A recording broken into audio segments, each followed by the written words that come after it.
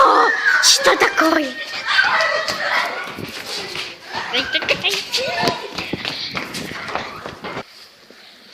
Опять за свое. Опять за свое. На втором этаже кавардак, понимаешь? Там все там дерутся, блин. Надо вызывать полицию, чтобы они не убили друг друга ненароком. Вот именно. Та-дам.